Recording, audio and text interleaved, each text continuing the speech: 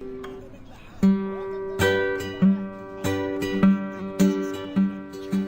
was a life of swimming against the tide. Now he captains his own ship, one that promises to leave no man behind.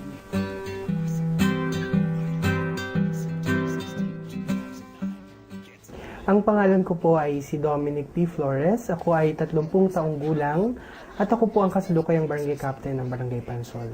Ang Barangay Pansol ay isa sa 37 barangays in District 3 of Quezon City. Kasama rin po dito ang La Vista kung saan nakatira ang presidente ng Pilipinas. So, ang Barangay Pansol ay masabi kong unique barangay kasi nasa amin yung quote-unquote pinakamahirap at quote-unquote pinakamayayaman. Ako ay galing sa mahirap na pamilya. Ang aking nanay ay dati siyang domestic helper. Dumating yung time na nagkahiwa-hiwalay kaming magkakapatid at kinakailangan namin magstay sa bahay ng mga tiyahin namin.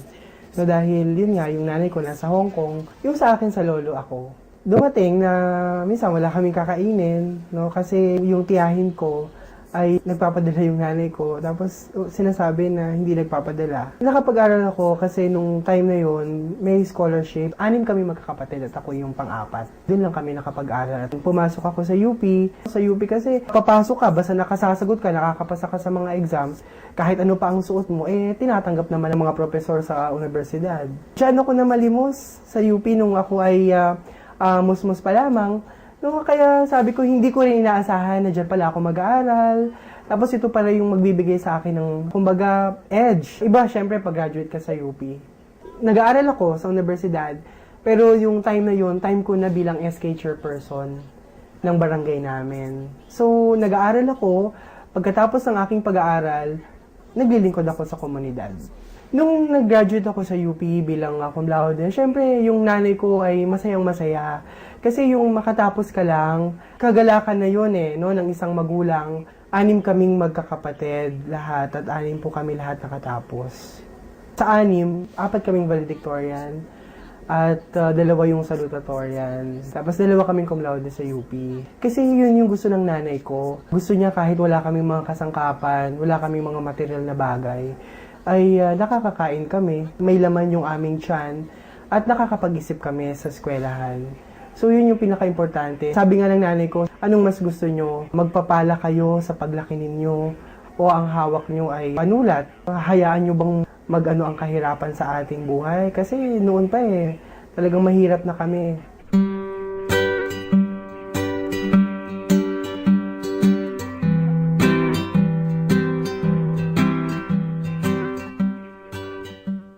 Ako ay nanalo bilang number 1 kagawad noong 2002.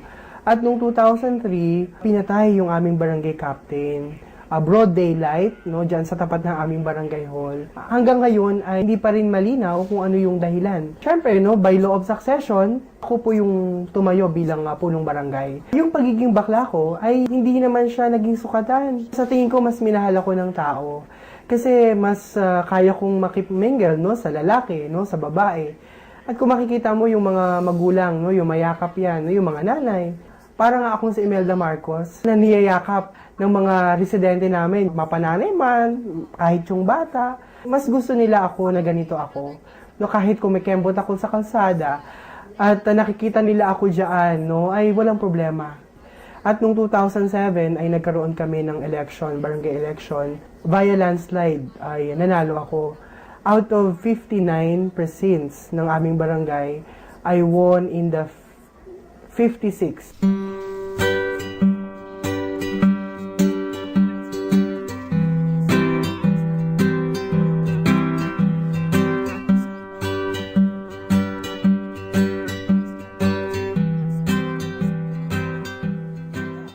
Ang isang barangay, sinasabi, no, ang basic political unit. Pinamumunuan ng isang barangay ng isang barangay captain. Ang isang barangay captain naman ay parang isang si Superman. Hindi katulad sa national, no, merong specificong tungkulin yung bawat namumuno natin. Sa legislative, yung ating mga senador at yung ating mga kongresista. Sa executive, yung ating pangulo at saka yung mga yung iba't ibang ahensya. judiciary, yung Supreme Court, yung mga korte, no, sa Pilipinas. Ang isang barangay captain, hawak niya yung judiciary, hawak niya yung legislative, hawak niya yung executive. Yun yung trabaho ng isang barangay captain.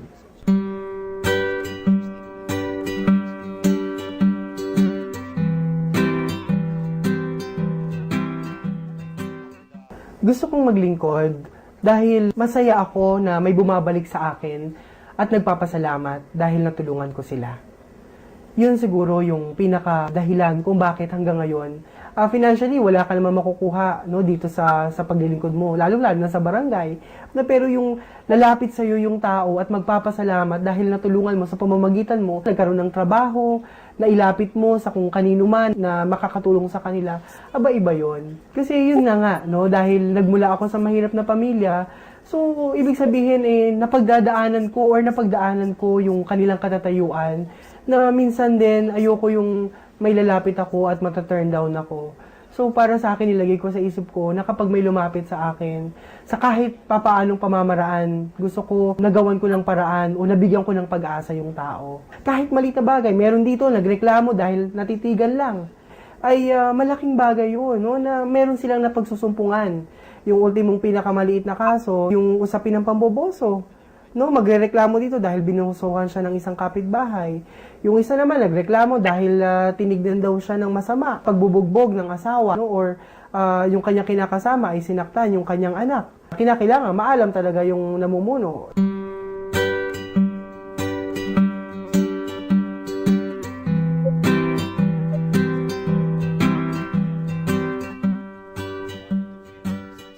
Sa tingin ko, may tiwala sa akin yung tao at nakita nila na kahit naglilingkod ako sa komunidad, ay nag-aral ako at nakapagtapos pa ako ng may karangalan. Sa tingin ko, nakikita rin nila, no, bilang ehemplo, no, para sa kanila. Kaya siguro ako ay niluklok nila sa posisyong ito. Marami akong inobasyon na ginawa, no, sa komunidad. Top 5 kami sa buong Pilipinas, yung Best Barangay in Community Communication. Kasi meron kaming speakers na nakakalat kung saan pag may mga events, no, ay nai-announce namin sa aming mga residente. So, nasa kanila na yun, sa mga tao na yun, kung i-grab nila yung mga opportunities.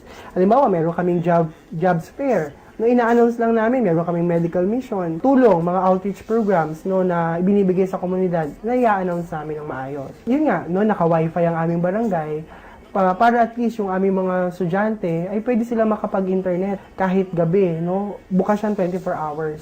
At meron kami sariling fire truck. Meron na kami sariling dump truck. Meron kami sariling mortuary. Nakapagbibigay kami ng libreng gamot sa aming mga residente. Pinapatupad namin yung mga batas. So particularly kapag hindi nakasegregate yung basura, ay hindi po namin kinukolekt.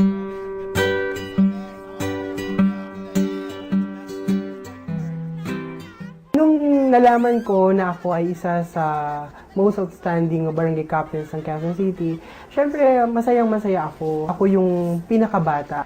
No, at yung iba ay mga last termer na, pero ako first term ko. May katapusan yung paglilingkod hanggang 3 termino lang. Kaya nga ako nag-aaral ng public administration ngayon sa UP rin, para kung matapos man yung termino ko, ay kung hindi man sa barangay, no, at least sa isang government office. At least kung ano man yung maging karanasan ko, no, bilang isang barangay captain, ay makapagpatuloy ako ng paglilingkod para sa bayan, kahit sa mga opisina ng ating pamahalaan. Sa tingin ko, napakalaki pa ng pag-asa ng Pilipinas. Hindi naman ako nawawalan ng pag-asa eh. Halimbawa, no, yung mga barangay officials, basta gawin lang nila kung ano yung tama.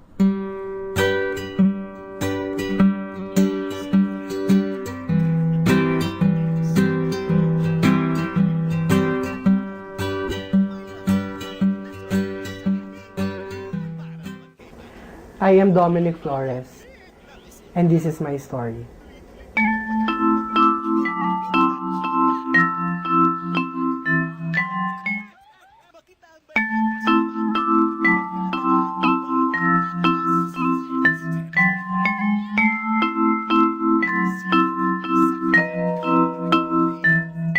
I'm going to tell you a story. I love, I bleed, learn, laugh, I believe. I'll take my chances, I am you. I'll tell you this story, I give you my story.